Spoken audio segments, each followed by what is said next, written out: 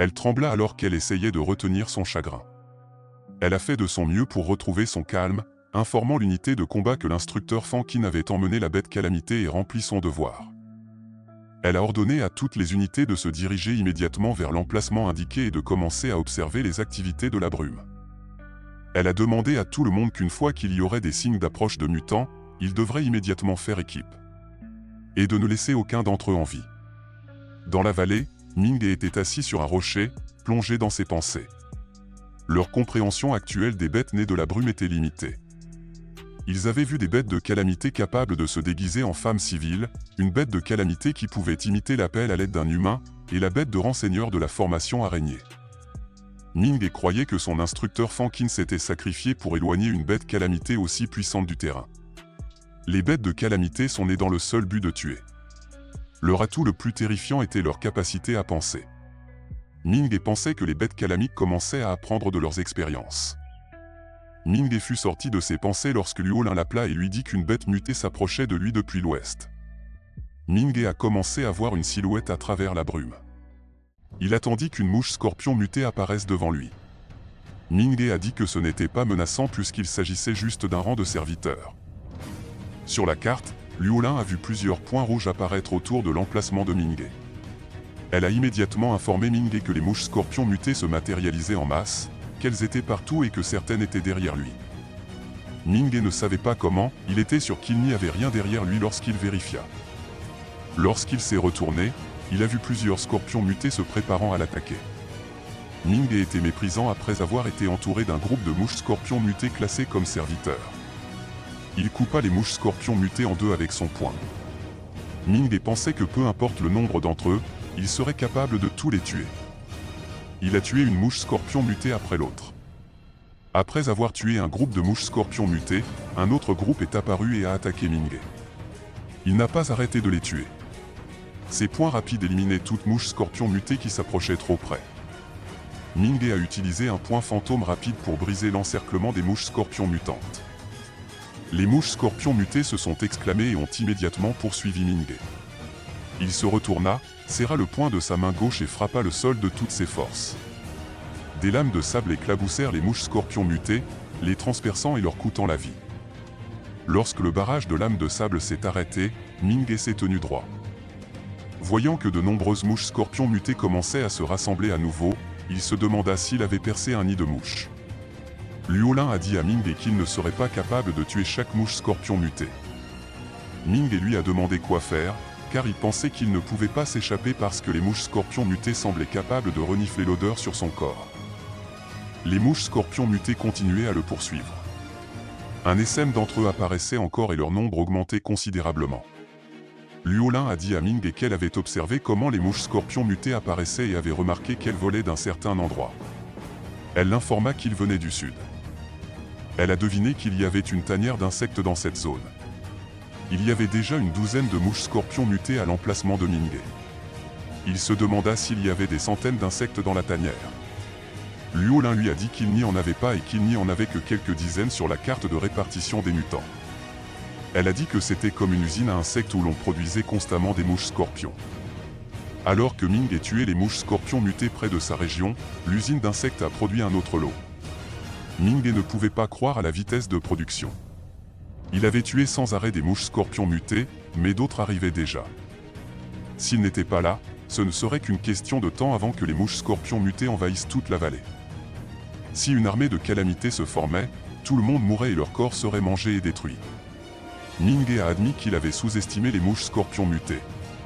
Il comprenait maintenant qu'ils n'étaient pas aussi simples qu'il y paraissait, et que leur rang n'avait aucune importance s'ils étaient nombreux. Derrière la vallée se trouvait leur point de rassemblement. Luo Lin a laissé la tâche de protéger la vallée à Ming et a dit qu'elle devait guider les instructeurs qui étaient confrontés à des dangers similaires. Ming a assuré à Luo Lin qu'il pouvait protéger la vallée. Elle est devenue émue, lui disant que même s'il était membre de Dragon Tot, il était toujours techniquement étudiant. Elle s'excusa de lui avoir confié une lourde responsabilité, mais elle le considérait comme exceptionnellement remarquable.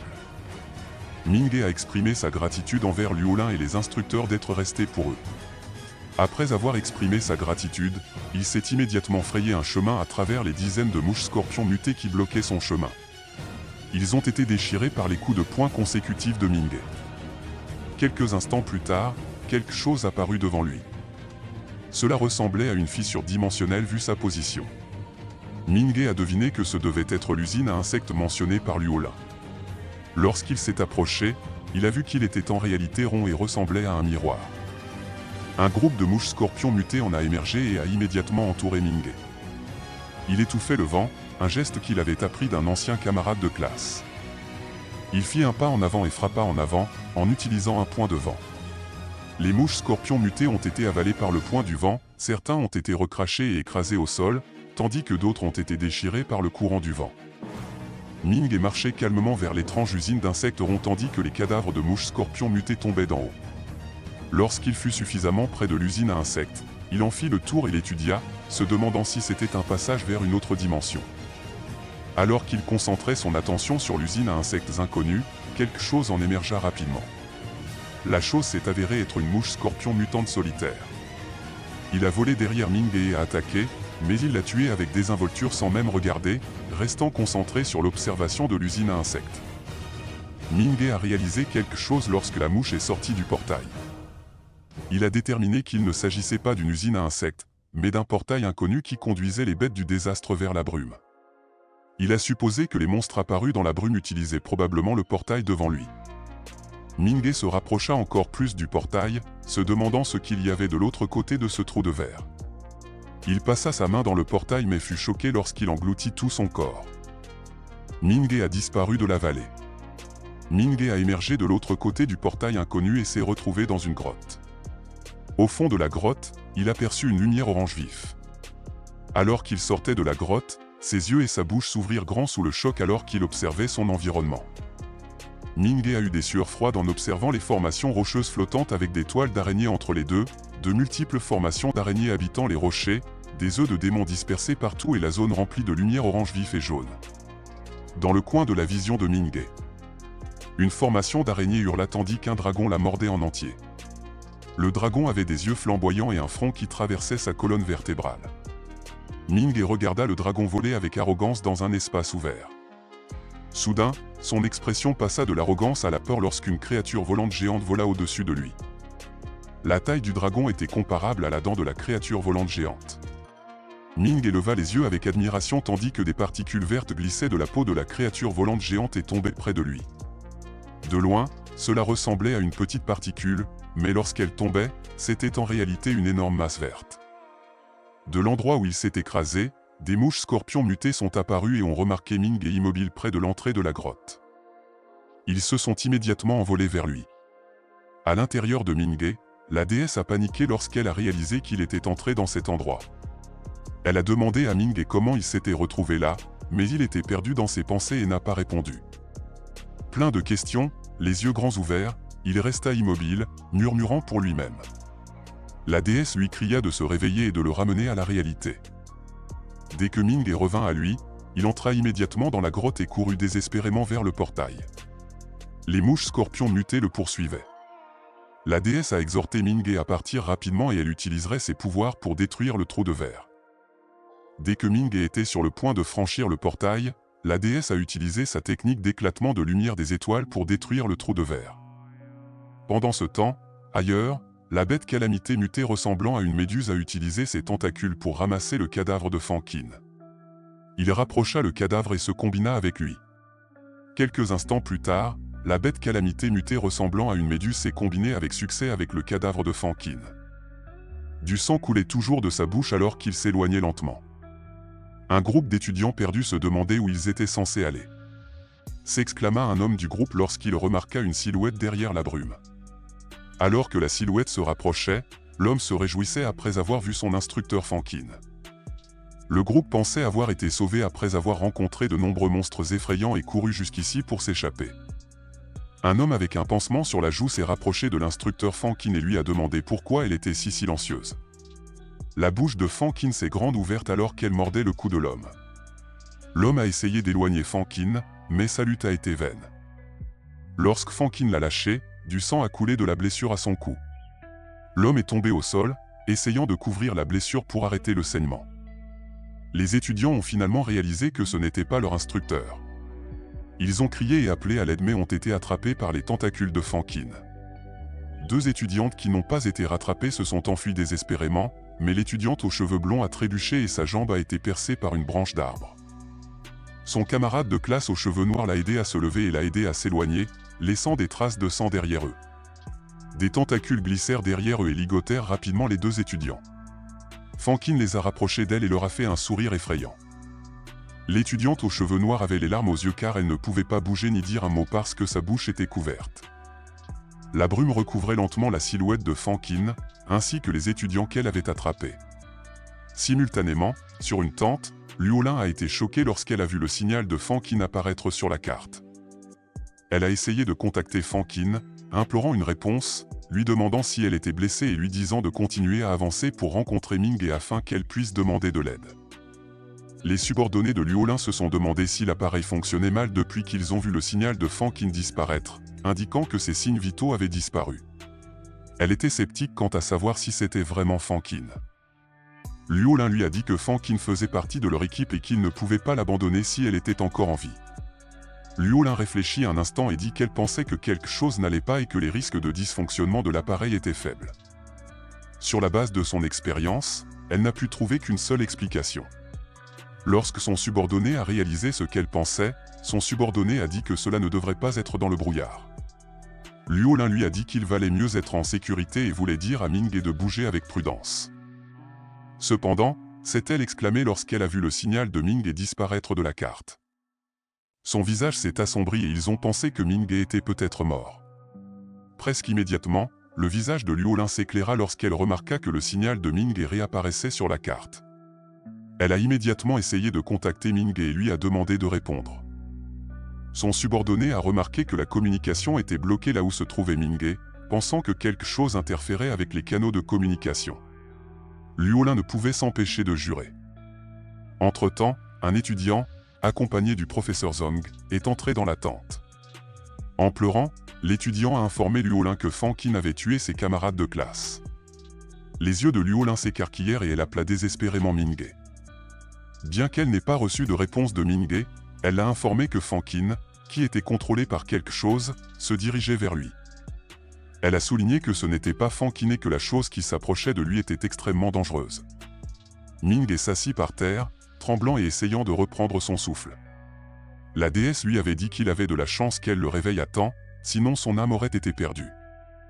Elle l'a prévenu que le monde est rempli de dangers inconnus et que les humains ne devraient pas les voir.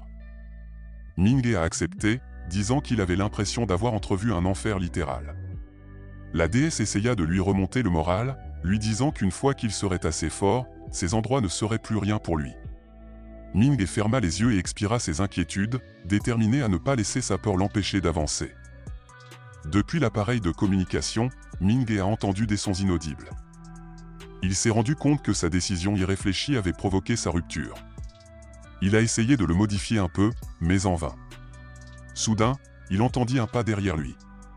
Lorsqu'il s'est retourné, il a vu Fankin, qui avait encore du sang au coin de la bouche. Ming a remercié Dieu que Fankin ne soit pas mort.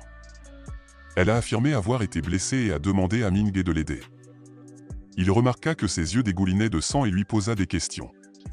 Mais Fankin s'est simplement essuyé les yeux et a dit à Ming que ce n'était qu'une blessure. Elle lui a demandé de la porter, affirmant qu'elle n'avait plus de force. Ming a remarqué que ses chaussures n'étaient pas mouillées, même si elle aurait dû traverser une rivière pour l'atteindre. Avec l'état de Fankin, il lui aurait été difficile de traverser sans se mouiller. Soudain, les mains de Fankin se sont transformées en celles d'un monstre et ont attaqué Ming. Ming a esquivé l'attaque et a confirmé que quelque chose n'allait pas avec Fankin.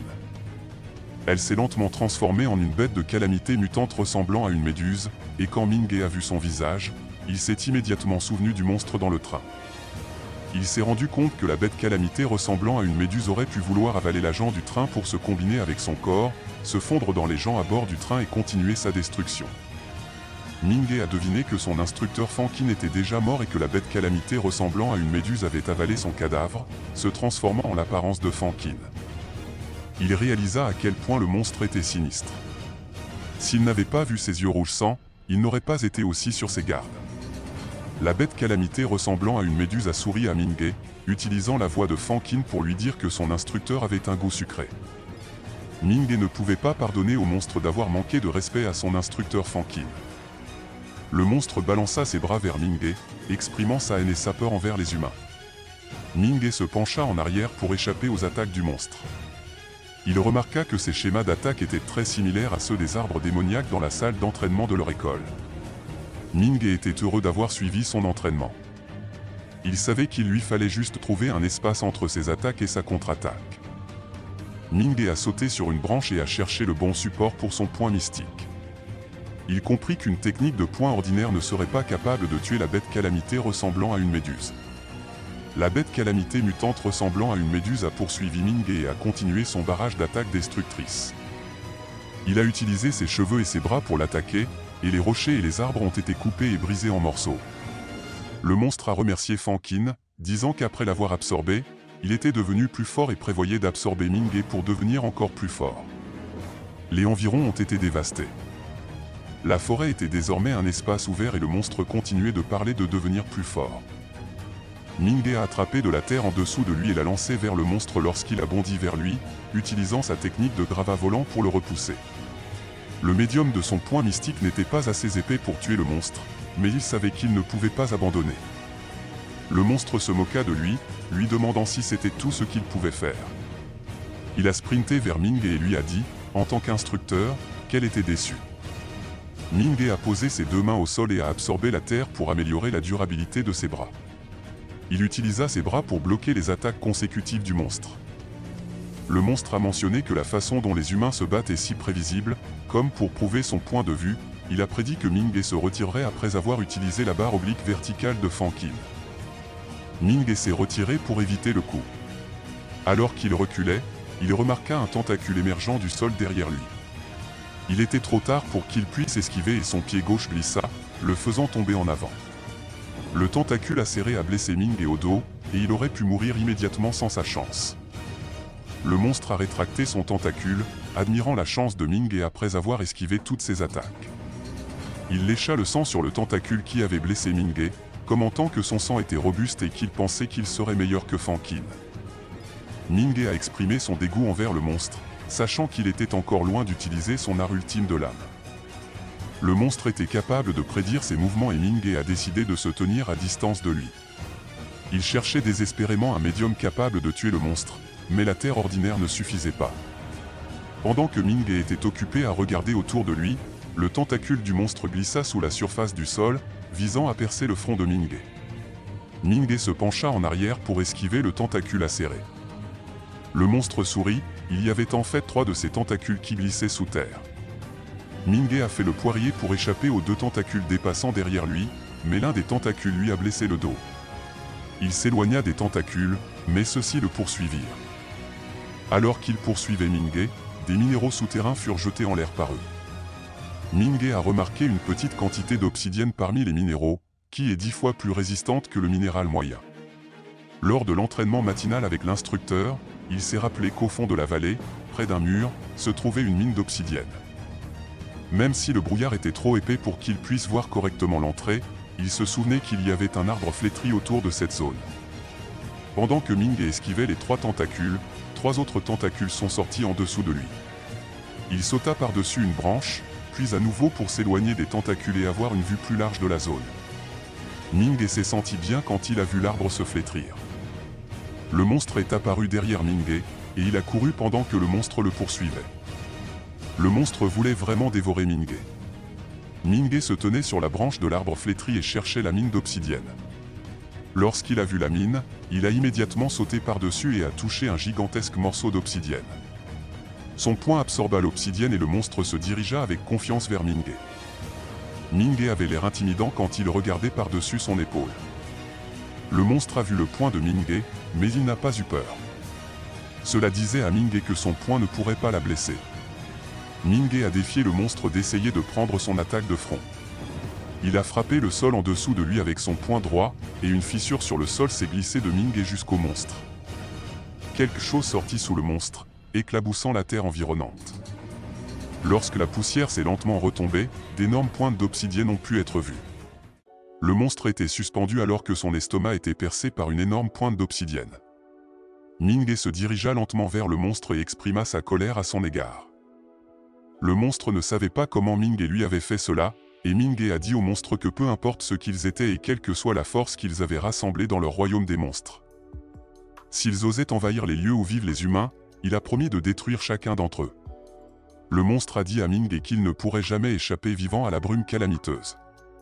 Il voulait au moins effrayer Ming-Ge, car il savait qu'elle était sur le point de mourir. Il n'arrêtait pas de dire que Ming-Ge ne pourrait pas quitter la brume jusqu'à ce qu'il rende son dernier souffle. Son cadavre sans vie resta accroché à la pointe d'obsidienne, et Ming-Ge soupira.